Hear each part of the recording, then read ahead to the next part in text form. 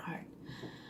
Okay, hi guys, how are you? I just wanted to do a quick reading, and I already shuffled and I just put the cards on the table. I want to skip this part quickly for you guys so you don't have to waste your time looking at me putting the cards.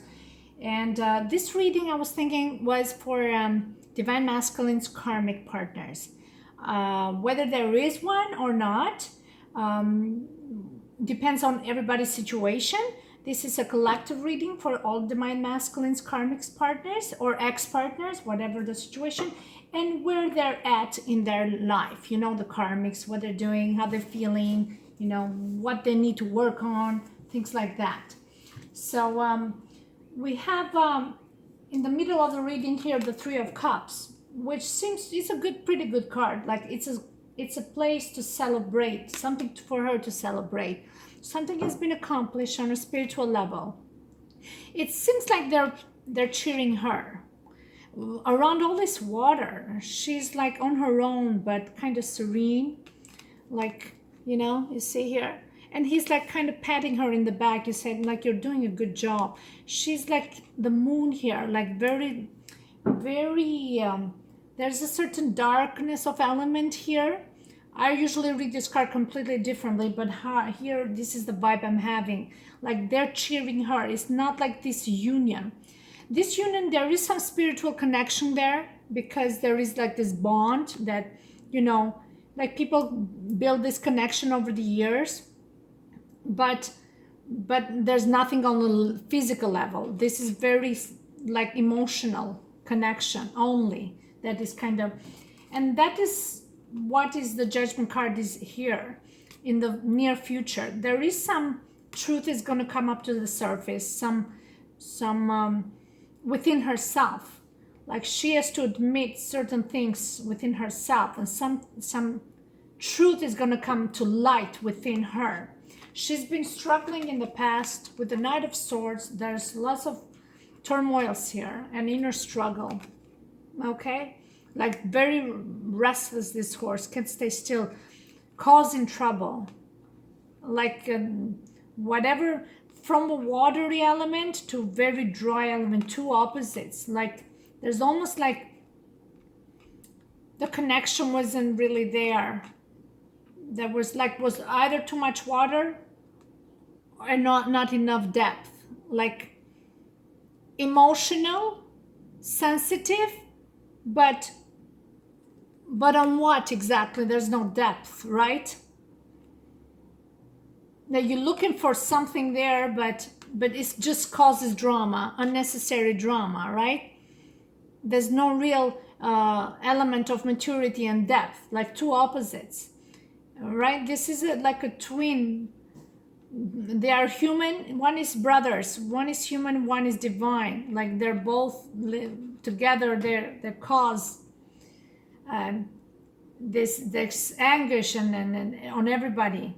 So it seems like she has found some spiritual inner peace finally here, because with Judgment she's gonna find her inner truth finally. That's the struggle and the mental anguish in the past. Look at all these tests. Even here, lots of water with a piece of rock here trying to, you know, to ground themselves. Lots of work she had to put here. Lots of work to overcome the struggles. But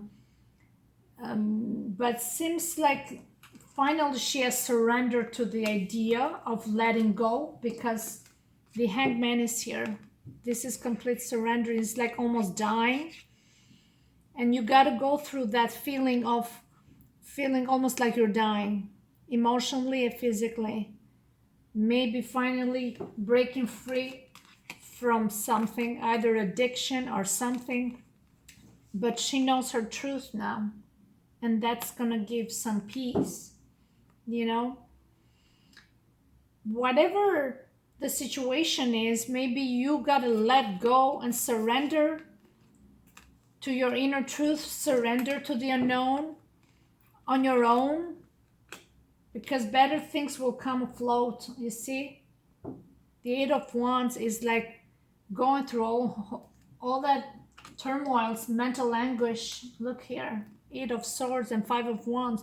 Like she's like feels like struggling with a dragon here. Like she can't get the golden fleece. Mental anguish, 8 of Swords. Like when we have mental anguish like that, that comes from a place of fear, fear of abandonment, fear of how am I going to do this, fear of clearing yourself out of toxicity. Some people have, like, when the mental bondage, it can happen because you are also put yourself maybe physically in a bondage way. Maybe your addictions that were involved, it was hard to get out. But addictions, either is drinking, comes from a place, comes from somewhere. Okay, where comes it from? Fear, something that you got to look the truth from within. Was this connection supposed to be in the first place? Some people are together for the wrong reasons, but they try to shut their eyes. They're nice, they're nice, but being nice is not enough, right? You got to know that there are differences within each other. You have got to work it together and blend them and make it integrate each other's differences and make it work. Or when you're completely different, you cannot just shut your eyes. She doesn't even look at him. She's like looking straight. She doesn't even know he exists anymore. But he doesn't care. He just wants her to be well. She's like dazed here.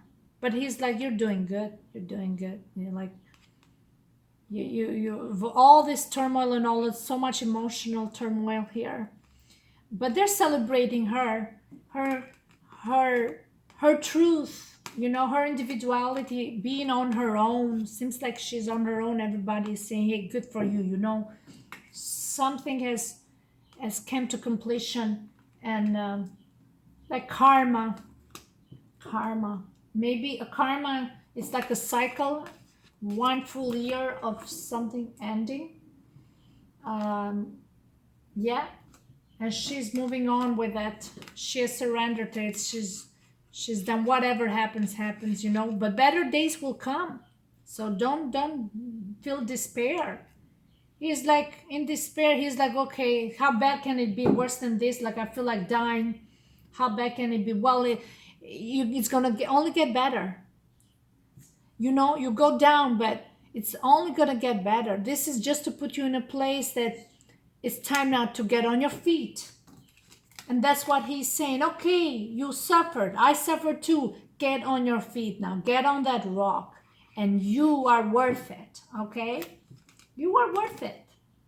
Even here, all this water, but get on that rock and slowly get on your feet and handle all your problems one at a time. And this was in the past, so there is surrenderance here.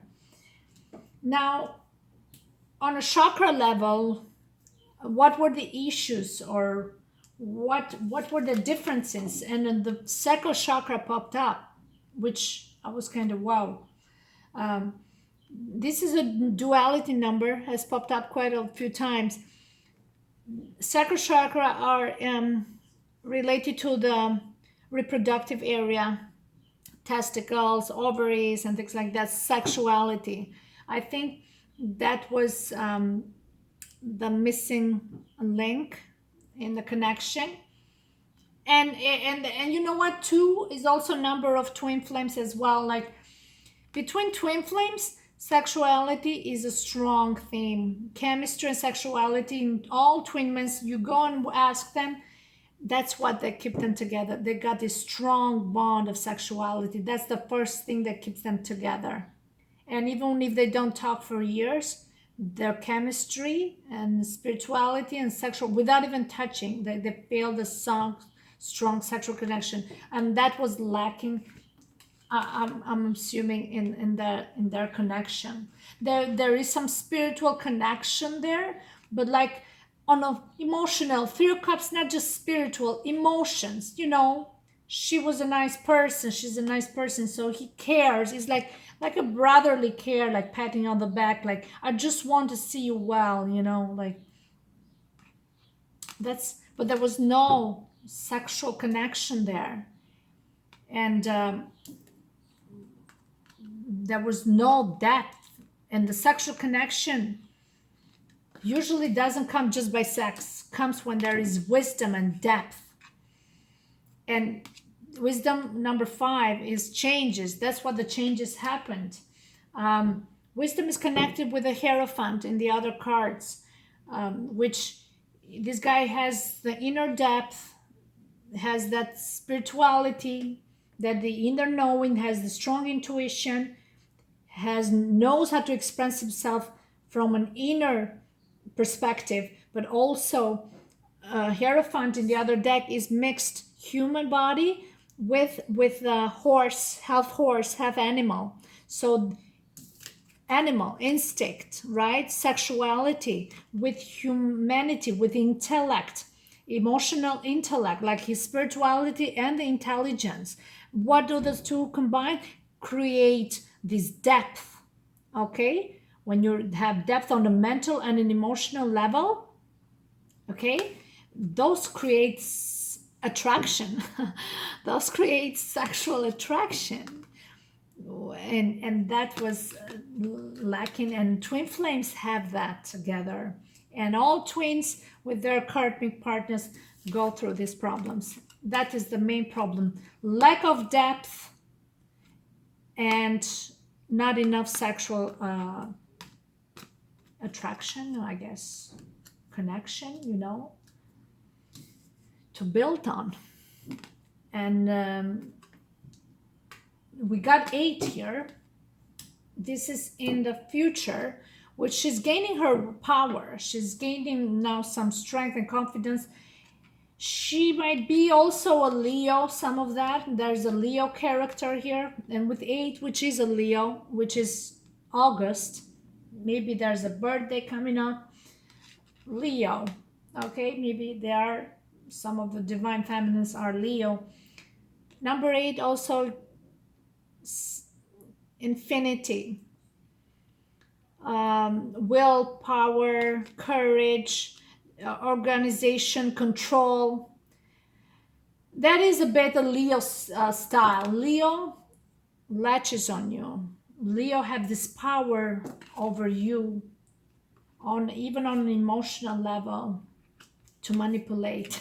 It's Leo. I used to have a friend of mine, she in elementary school, she had this power to somehow, in some way, to control over me for some reasons. And I've somehow released myself from that. But that's not how friendship should be. Like, you gotta let somebody free to love you for who you are, and free to be. Don't use manipulation.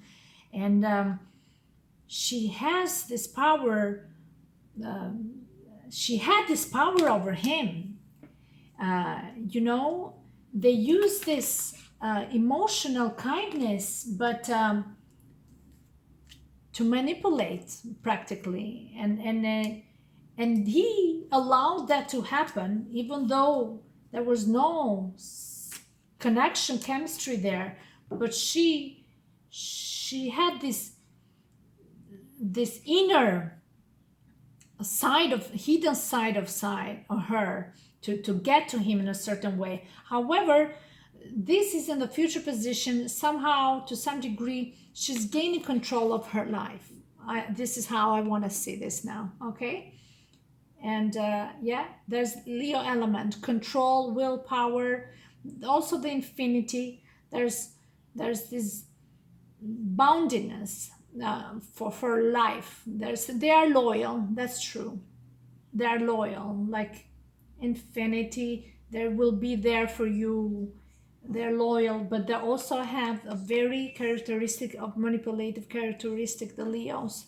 If these people were born in August, they have the capacity with their kindness, victimizing themselves in the way that you feel like you owe your life for eternity to them. You're bound to them for life. That's Leo had the tendency to get people like that.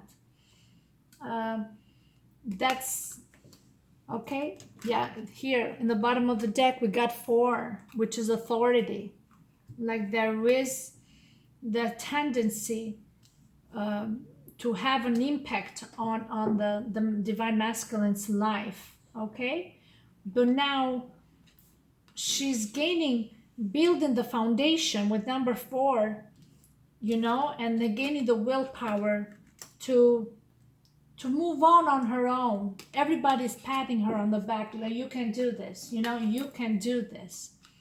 You got to look for the truth within yourself. Whatever happened in the past, whatever actions were taken, you took them yourself. Nobody forced you. So like you have multifacets of yourself, and that means you put yourself, manipulate the circumstances to get to your advantage. Others did the same thing with you, where sometimes we're in a low situation in our lives, we take the one is last worst. Okay, that's the way we are. So don't blame nobody, don't blame yourself, don't blame the other parties. Integrate this too, and that's made who we are. And just love and forgive yourself and move on and surrender and forgive. Okay, and trust the divine guidance, because things will only get better. You know, you go down, when it comes a point, then you're gonna go up. Okay, so don't despair. Yeah, what else can we see here? Romantic feelings and deception. Your feelings are real and worth exploring. Deception. Someone is wearing a false self mask in this relationship. Yeah. And your feelings are real and worth. So finally, the mask are falling down. You see, with a judgment. And here, like the multifaceted, she's seeing her own truth now. She wasn't herself all this time, all these years. She was being somebody that other people wanted to be, or she was being molded in a certain way, because she thought, if I be like this, I get to keep the guy, you know? If I'm nice, I gotta keep the guy. But, well, who are you fooling? Only yourself. How can you live a lie like that? Okay? You gotta be yourself. Romantic feelings is not about just other parties. Your feelings are real and worth exploring, so start being real.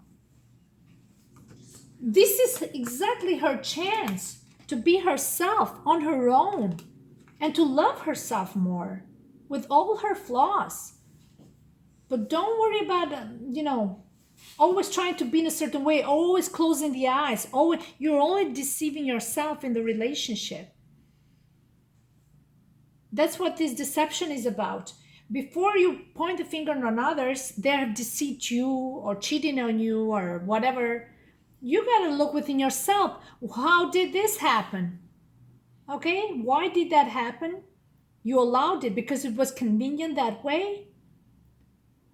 Okay, you didn't want to put the work and the effort to make the effort to change. You know what? There's something we need to talk about here. Like there's no deep connection here. Obviously, there's something that we're not met, but you're not there. The depth is not there. You cannot fool yourself. You cannot fool them. They cannot fool you neither. So the masks are falling. Karma. It comes a point that for all of us, I'm not here to point the finger, no, but for all of us, we make the destiny we want and choose. When we're down, we choose something that suits in that very moment, and we're like, okay, we go with the flow, okay? But then down the road, we see the flaws, we see the red flags, and we're like, I cannot fool myself anymore. I need to be myself, okay? And love myself for that. Yeah. But this is good. This is good. Like, in order for this person to heal and love themselves, they got to recognize their flaws and start healing and forgiving. Okay, because nothing is lost. Everything is not all lost. There's so much room for growth here. It just makes us better and stronger, better people. Yeah, that's where she is right now. She's balancing herself.